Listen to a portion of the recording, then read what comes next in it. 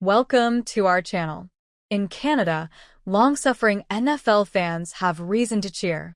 With the Buffalo Bills and Detroit Lions both Super Bowl contenders, fans north of the border are nervously hopeful a title drought could end.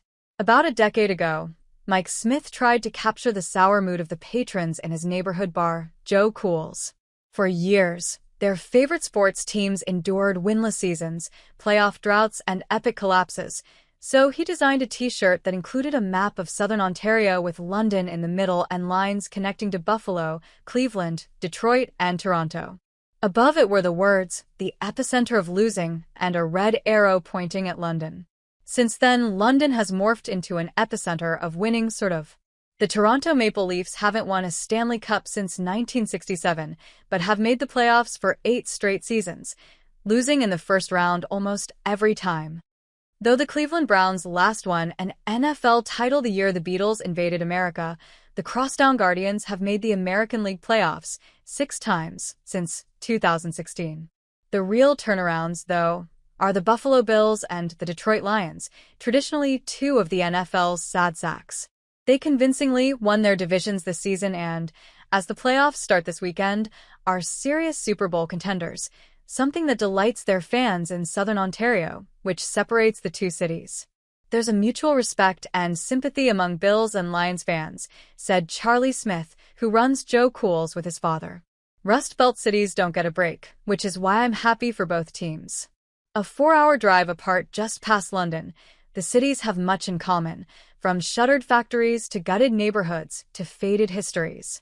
The Bills' founding owner, Ralph Wilson, was close with the Ford family, which still owns the Lions. Wilson kept his office in Detroit, and for years the Bills and the Lions played preseason games. In 2022, the Bills played a home game in Detroit because of snowstorms in Buffalo.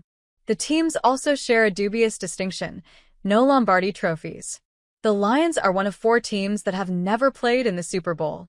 Before last season, they had won just 1 playoff game in 65 years, and their last NFL title was in 1957, 2 months after the Soviet Union launched the first Sputnik satellite.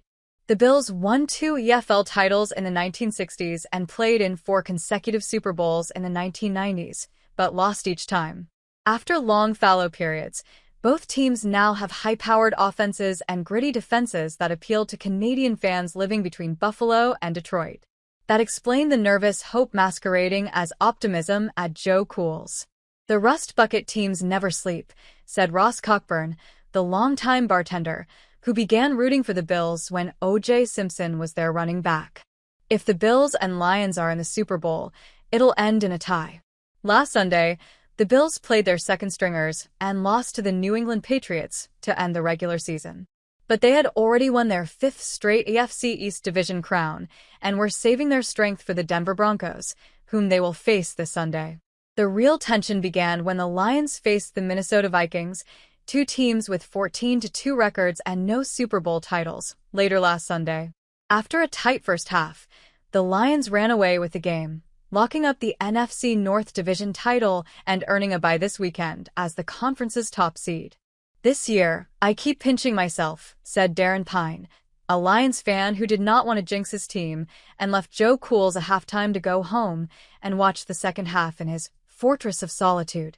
Canadian fans have other reasons to cheer.